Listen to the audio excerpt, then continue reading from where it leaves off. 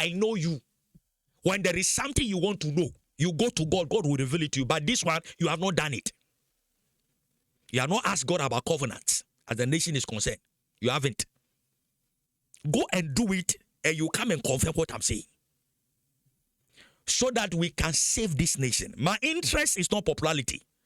My interest, since, is that Ghana will come to the place of glory, just as everybody wanted to come to.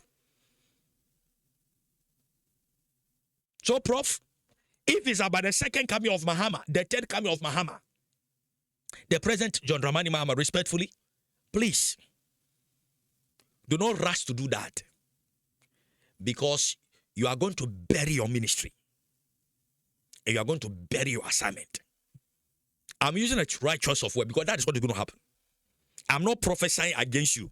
I am just telling you what will happen because of the way you want to talk and certain truth that you don't have. I pray that the Lord will help you. That as a humble man you are and a wise man that you are, you take a clue from what I'm saying. And I know by this time, most of your people are watching. Because there are people who review the prophecies and things that people say about you. So I want them to pick it up, so that you can save your boss, to put it in a secular way. So that we can save this nation and the nation to come to the place of glory. I pray that the Lord God Almighty will help our nation come to the place of glory. If there is any president that we have gotten that also had the heart to carry the assignment of God over this nation, yes, it is President John Dramani Mahama. And before he became a president, I started lecturing about this matter before even the days of election. I know. So he should just come to the place to do the fullness of what needs to be done, so that our nation will come to that place of glory. That the heart that God has given him to obey him, things should be done in full. And now to you, the men of God, especially you, this Archbishop, I wanted to mention your name today, but my spirit is telling me I shouldn't. Especially this Archbishop, you should bow your head in shame. You know what I'm talking about. That we are building a nation, and you, the power God has given you, you are using it to bully people. Shame on you. That we are building a nation. We want Ghana to move forward. If you indeed you care about Ghana, why are you behaving that way? Why? Today I wanted to mention the name of this Archbishop. I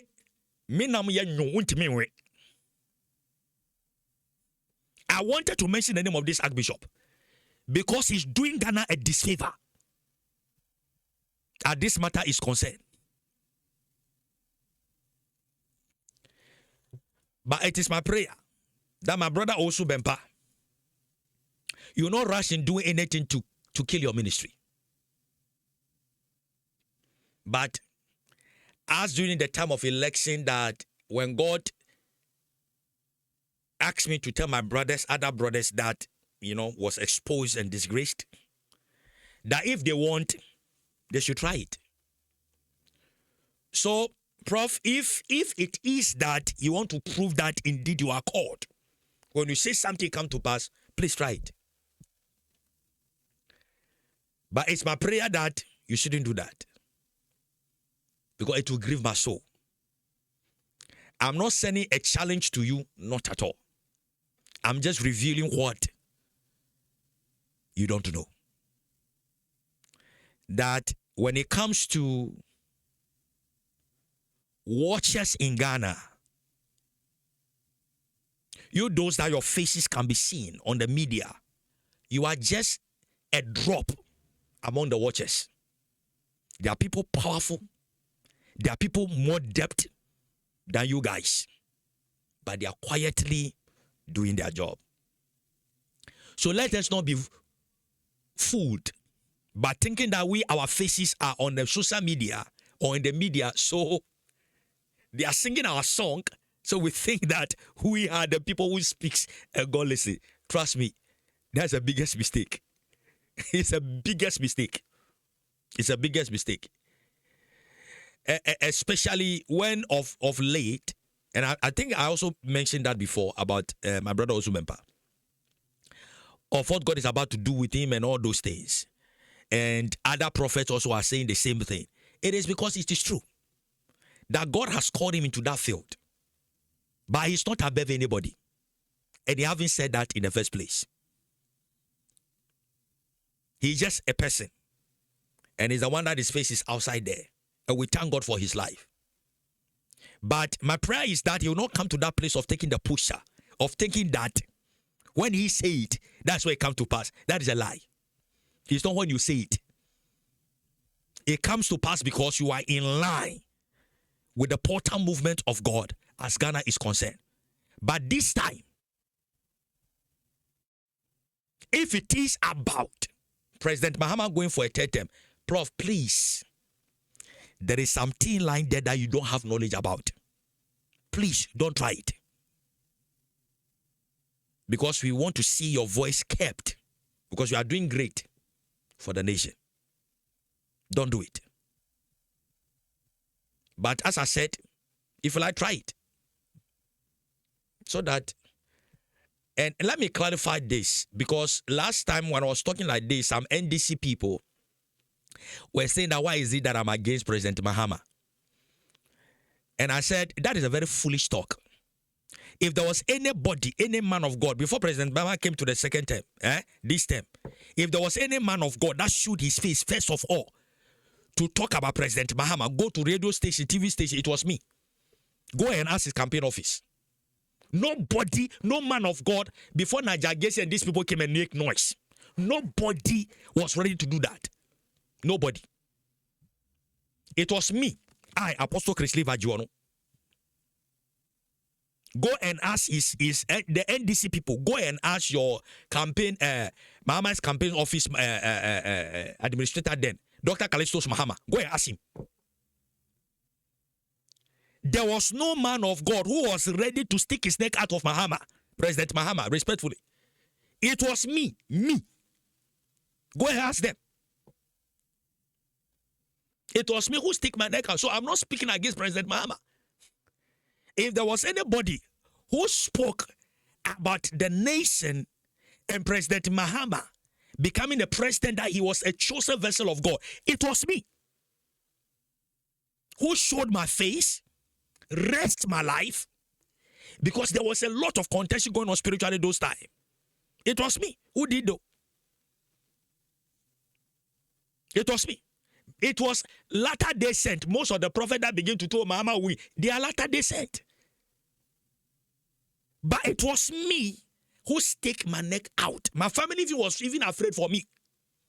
I stick my neck out, went out there, speaking for him. There was even one day that we went to Top TV. And that day there was this, during the time of campaign, there's this MPP communicators. It was a heat moment. That was also coming for a broadcast, a program. And they were interviewing me about, Mahama's chances and all those things that I was talking about. And not knowing these guys, there was a monitor in the studio, the control room. There's a reception. If you are supposed to come into the main hall for the interview, there's a reception there. So there were these guys, these MPP guys were sitting there, able-bodied guys. Suddenly, they entered the room, which was a wrong thing that the producer did that day. They entered the interview room. And one came and sat on my right, one came and sat on my left. And as I was talking, they were feeling very uncomfortable. And they were watching me with some kind of eagle eye. And I was laughing in my head. I said, these people try nonsense. I'll blind you people in this studio. That was some of the things that we went through. We stick our neck out. Did they even come? Did they even tell me thank you? No. They never even told me thank you. But that is not what I'm talking about. So, on that day, not knowing my guys, my colleagues that I went there with, my colleagues, prophets, men of God that I went there with, after the interview, when I walk out, And they asked me, did I see these two guys that came here? I said, yeah. I said, what's the problem? He said there was a heated argument here. And the way they were behaving, as if when they were coming in, I thought they were coming to attack you. I said, really? I said, when they came in, they sat down quietly. They did not do anything. If I got to know that they were coming for an interview, they were MPP people, you also come and talk about Bawumia. So we took this risk for President Mahama to come to power because I was given an assignment. It's not because I was giving prophecy. I was not giving prophecy about Mahama. I knew. An assignment God gave me. I continued to push the assignment, sticking my neck out, so that the will of God will come to pass in this nation. And indeed, it happened to the glory of God. As much as they do not appreciate me, I don't care. That is their problem. Our reward is with the Lord. So you, the NDC people who might be watching me and you think that maybe I'm not speaking against Mahama, no. But rather I am addressing the thing that President Mahama is supposed to do in full. So that what God wants to you see, you people have no, you know why this thing I take it like wake up. You have no idea what God wanted to use President Mahama for as Ghana is concerned. You have no idea. All the things you are seeing, they are soppy things. They are small things you are seeing. But it is connected to a fullness obedience about something. A covenant concerning the nation. And that is what I keep pushing. But the enemies around who made themselves men of God. As for you, this Archbishop, the Lord will reward you according to your works. The Lord will reward you according to your works. So I'm not against the president. No. That there is more God plan to use the president for as Ghana is concerned. And there is a position God will have to bring the president. Their covenant with the nation connected to a lot of things. Traditionally, a lot of things that the president is supposed to do. So that Ghana will come to that place of glory that is supposed to be. So you those who think that I'm speaking, no, I'm not speaking against the president, not at all. We want this nation to come to the place of glory that is supposed to be. But that is not happening. And that is what grieves my soul every day. It grieves my soul every day. And this Archbishop and his team that misled the president are still there. And they are enjoying at the expense of the nation. And their conscience does not judge them that they are doing the nation a disfavor. And they will stand on their pulpit and preach without guilt.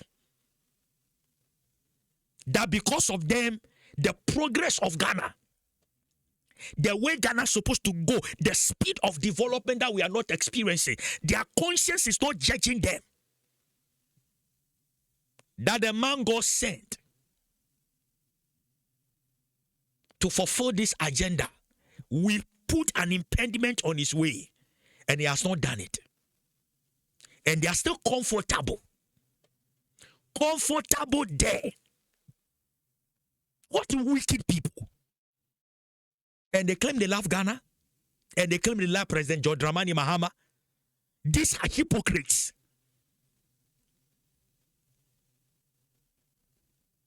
For our president, I pray for him, that God should preserve him. Because if you have such people around you, you don't need an enemy. You don't need an enemy. All right. So let me count on this matter. One of my followers, a sister is celebrating the birthday. I pray for her. Then we are done. We are close. I think my time is up. I wanted to do a section, then do this thing, and we are close.